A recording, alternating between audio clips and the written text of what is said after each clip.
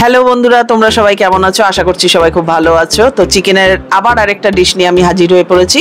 তো আজকে বানাচ্ছি হোয়াইট চিকেন।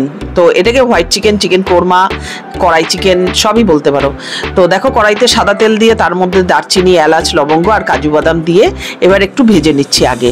তারপরে এর মধ্যে দিয়ে দেবো পেঁয়াজ, আদা, রসুন। এই দেখো ছোট ছোট করে কেটে নিয়েছি। পেঁয়াজ, আদা, রসুন দিয়ে একসাথে মশলাটাকে আমি ভেজে নেব।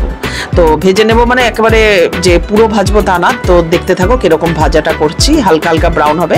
আর ওইদিকে আমি চিকেন ধুয়ে চিকেনের মধ্যে টক দই, গোলমরিচের গুঁড়ো, নুন, জিরের গুঁড়ো, ধনের গুঁড়ো দিয়ে ম্যারিনেট করে রেখে দিয়েছি চিকেনটাকে ভালো করে ধুয়ে নিয়ে। আর এটার মধ্যে এবারে দিয়ে দিলাম নুন। নুনটা কেন দিলাম, এই যে পেঁয়াজটা যে দেখতে পাচ্ছ, পেঁয়াজটা একটু মানে কি হবে, নরম হয়ে যাবে নুনটা দিলে। তো দেখো, এটাকে এখন ভালো করে মানে ভাজা চলছে এখনো পর্যন্ত। তো এটাকে ভেজে নিয়ে তারপরে এটা মিক্সিতে পেস্ট করে নেব। আর তারপরে কিভাবে করছি দেখো, এখন দিয়ে দিলাম কিছুটা কিশমিশ। এই রান্নাটা কিন্তু যে খুব ঝাল হবে তা না, এটা পুরো সাদা হবে রান্নাটা। আর এটা একটু মিষ্টি মিষ্টি, ঝালকা ঝাল ঝাল গোলমরিচের একটা ঝাল। তো বেশি মিষ্টিও হবে না, আবার কম মিষ্টিও হবে না। তো আর এটার একটা ক্রিমি ভাব থাকবে, যেটা হচ্ছে আমি যেহেতু কাজুটা দিয়েছি। এবার দিয়ে দিলাম তিনটে দিয়ে দিলাম কাঁচা লঙ্কা। তো ভেবেছিলাম 4টে দেবো, কারণ বেশি ঝাল হয়ে যাবে, সেই জন্য দিলাম না। আর গোলমরিচ যেহেতু আমি ম্যারিনেট করে চিকেনের মধ্যে রেখে দিয়েছি গোলমরিচটা, তো সেই জন্য ঝাল ঝাল হয়ে যাবে, তাই জন্য 3টেই কাঁচা লঙ্কা দিলাম। তো দেখো কিরকম ভাজাটা হচ্ছে। তো আমার ভাজা কমপ্লিট হয়ে গেল। তো এখন দেখেছো হালকা হালকা ব্রাউন হয়ে গেছে, তো তুলে নিলাম। তো এবার তুলে নিয়ে কড়াইটা ফাঁকা করে এবার এর মধ্যে আবার সাদা তেল দিয়ে দেবো। তো এই রান্নাটা কিন্তু পুরো সাদা তেল দিয়েই হবে। আর তোমরা যদি চাও তো ম্যারিনেট করা চিকেনটাকে আগে ভেজে তুলে নিয়ে এরকমভাবে করতে পারো। তো আগেও আমি এই রান্নাটা দেখেছি, ওটা আরেক রকমভাবে। তো সাদা তেলের মধ্যে এবার সাদা মানে অনুযায়ী, যারা চিনি খেতে চাও না তো চিনি না দিলেও চলবে। কিশমিশের থেকে আর পেঁয়াজের থেকে কিন্তু মিষ্টি অলরেডি হয়ে যাবে। তো দেখো, এখন আমি দিয়ে দিলাম চিনিটা। তো চিনিটা দিয়ে একটু যখন চিনিটা মানে দেখো ফুটছে, তো ক্যারামেল হতে দেবো না। চিনিটা ক্যারামেল হয়ে গেলে কিন্তু পুরো লাল হয়ে যাবে। তো সেই জন্য এই যে ম্যারিনেট করে রাখা চিকেনটা এবার আমি কড়াইতে দিয়ে দিলাম।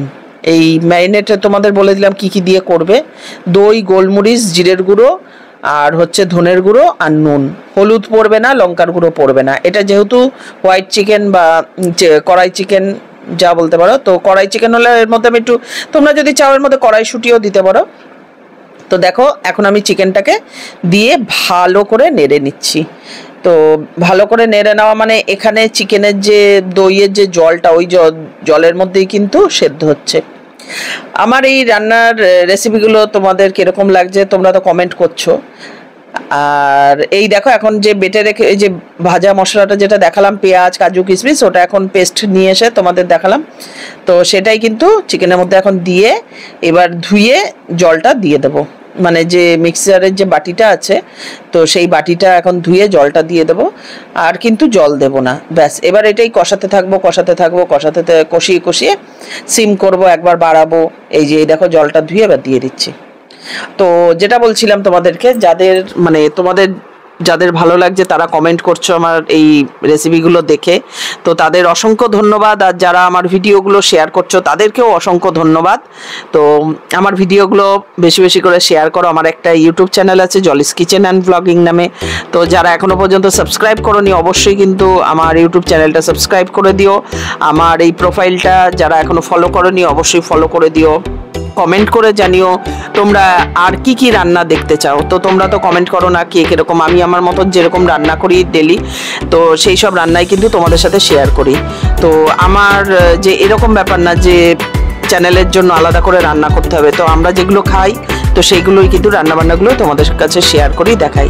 তো এবার আমি দিয়ে দিচ্ছি কাসুরি মেথি। আর কিন্তু আমি কিছু দিইনি। তো দেখো, এখন কাসুরি মেথি দিয়ে দিলাম। আর ঝোলটা কিন্তু বেশ অনেকটা টেনে এসছে, আস্তে আস্তে ঘন হয়ে যাবে। আর যেহেতু সিম করে করে রান্না করছি অলরেডি, কিন্তু এর থেকে অনেকটা তেল বেরোচ্ছে। তেলটা মানে আমি বেশিও দিইনি তেল সেরকম। তো দেখতে পাচ্ছ এখন এই ফুটছে, একটু বাড়িয়ে দিয়েছি কারণ যে জলটা আছে সেই জলটা যাতে টেনে যায়। আর জলটা এখন অনেকটাই কিন্তু শুকিয়ে গেছে। যেহেতু ভাত, এইসব জিনিস না ভাতের থেকে বরং রুমালি রুটি, আটা রুটি, পরোটা এগুলোর সাথে খেতে খুব ভালো লাগে। কিরকম লাগলো ভিডিওটা আবারও বলছি কমেন্ট করে জানিও, ভালো লাগলে শেয়ার করে দিও। আর যারা এখনো আমার প্রোফাইলটা ফলো করোনি অবশ্যই কিন্তু ফলো করে কমেন্ট করে জানিও।